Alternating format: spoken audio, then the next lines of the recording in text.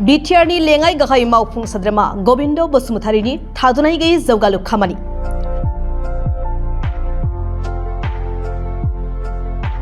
सानसेनि गेजेरावनो गोबां जौगाखां बिथांखि मावफुंनायफोरा बेखेवजादों 38 नं अदालगुरि बैरबखुन्द बियाबाव।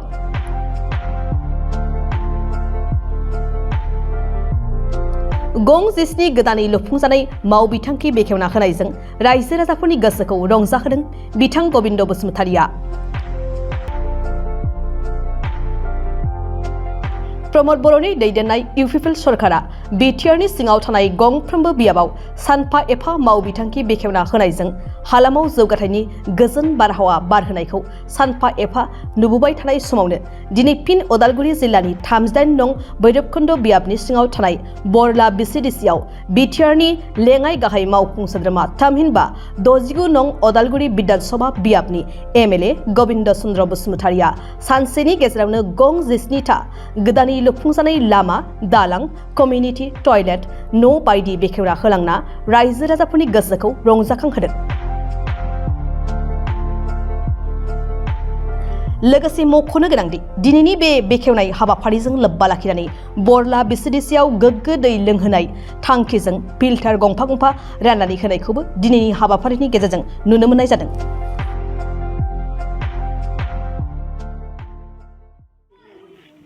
दिनै बरला बिसिडिसिनि रायजो हिसाबै रंजानो गोनां बाथ्रा।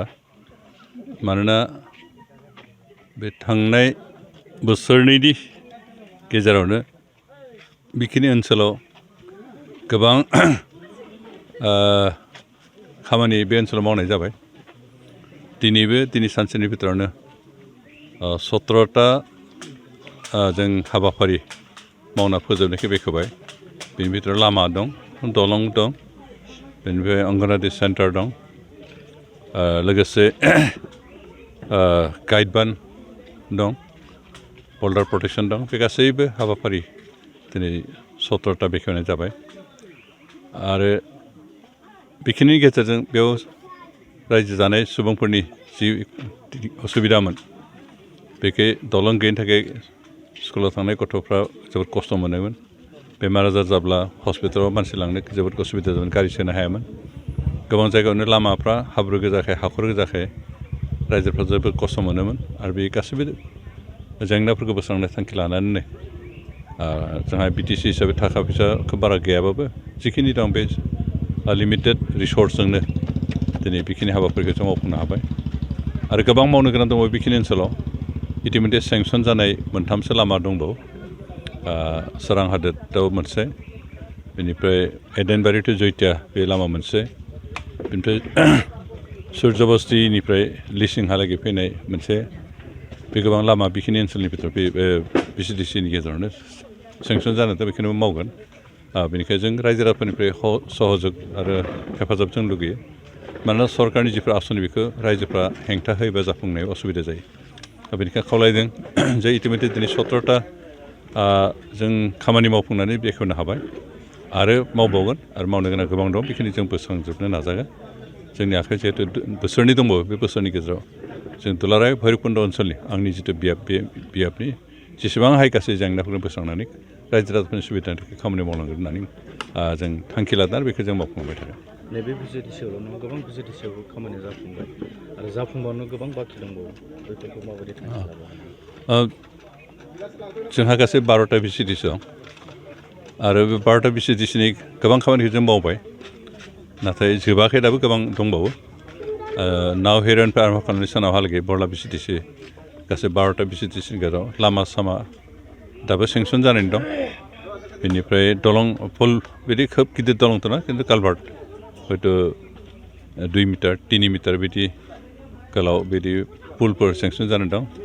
बेनि अनगायैबो जोंहा बहाबा कमिउनिटि हल, बहाबा अपेन कालचारेल स्टेज, बहाबा क्रिमेसन ग्राउन्ड बेबायदि सेंसन जानानै फैनाय दं। जोंनि भैरबकुन्द समस्तिनि भितरावनो एबार फ्राय 20तासो खामानि सेंसन जानानै दं। बेखिनिखौ जों मावफुंलांगोन। मात्र जों रायजो राजाफोरनि मदद हेफाजाब मोनो। गोबां रायजोफ्रा मोनसे समावनो गासैखौबो जाजानो लुबैयो, खिन्थु सरकारब्लाबो लिमिटेसन मोनसे थायो। बेनिखायनो मोनसे समाव जों हयथ' 20टा 15टा बिदि मावगोन बोसोरसेयाव बिदिनो जों बोसोरे बोसोरे 10टा 15टा मिनिमाम 10टा 15टा स्किम बिदि मोनसे समस्या मावलांबाय थागोन आरो जों आसा खालामदों अन्तत फैगौ बोसोरनैनि भितराव भैरबकुन्द ओनसोलनि सिङाव थानाय जेसेबां खामानिफोर दं बेखौ फोसाबनानै रायजोफोरनि सुबिदाखौ मावफुंना होनो हागोन दिनै जिहेतु मुलुगनां आइजो सान आरो नैबे PCDCनि जिथु चेयारमेन बिथाङा सासे आइजो जानानै गोबां खामानि बिथिङाव जों दावगानायखौ नुनो मोनदों बे बिथिङाव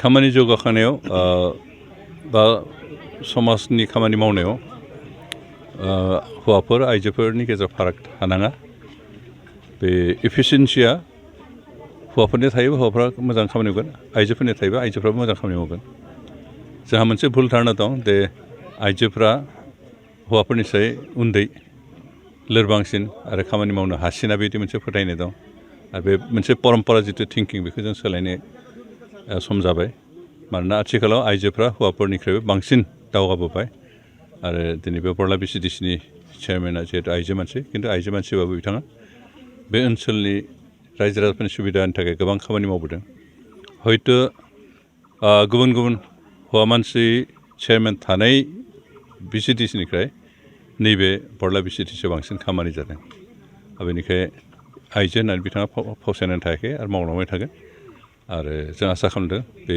गावनि PCDCनि सिङाव थानाय गासैबो जेंनाफोरखौ फैगौ बोसोरनि भितराव बिथाङा बोस्रांजोबनो हागोन आरो बोस्रांजोबनायनि मिजिं लानाय बिथाङा खामानि मावगोन जों जिहेतु पार्लियामेन्ट इलेक्सनाव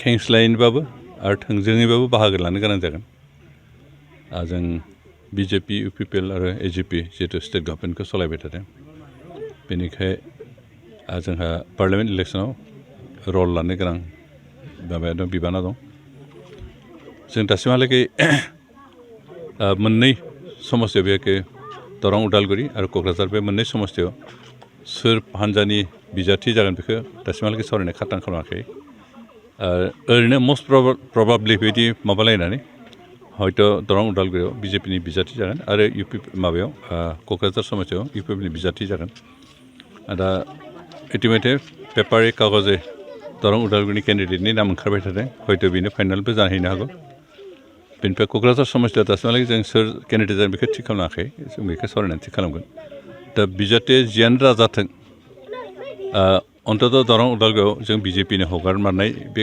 माबाया खाथां जायोबा बेयाव पदुमफुलनि बिबारखौ नुबानो जाहाथे देरहानो हानाय जायो बेबायदि परिबेश लाबोनो थाखाय जों खामानि मावगासिनो दं BJP AGP आरो UPPL जइन्टलि बेनिफ्राय क'क्राझार समस्तिखौ जिहेतु दा BJPनि नेतृत्वनिफ्राय ओंखारबाय थादों जे बेखौ UPPनो हगारनाय जागोन दा बेनिखायनो जोंहा थिंकिंआ बेसो जादों जे क'क्राझार समस्तियाव ट्रेक्टरनि सावगारि नुबानो गासैबो भटार्सफोरा जाहाथे भट होयो बेबायदि मोनसे परिबेश लाबोनायनि मोनसे सिमांजों जों खामानि मावगासिनो दं जों पार्टि आलादा आलादाबाबो बे पार्लियामेन्ट इलेक्सननि नोजोरखौ लानानै जों जयैनो मोनसे पार्टि बायदि खौसे मावलांनायनि हाबाफारिखौ लानानै जों खामानि मावगासिनो दं बेनिखायनो आसा खालामदों जे फैगौ बिसायख'थियाव जों NDA जेरावहाय UPPL AGP आरो BJP थाबाय बिनि बिजाथिफोरनो देरहागोन आरो जों बेखौ फुरायनो आसा खालामना दोनदों आरो बिनि थाखाय जों खामानि मावगासिनो दं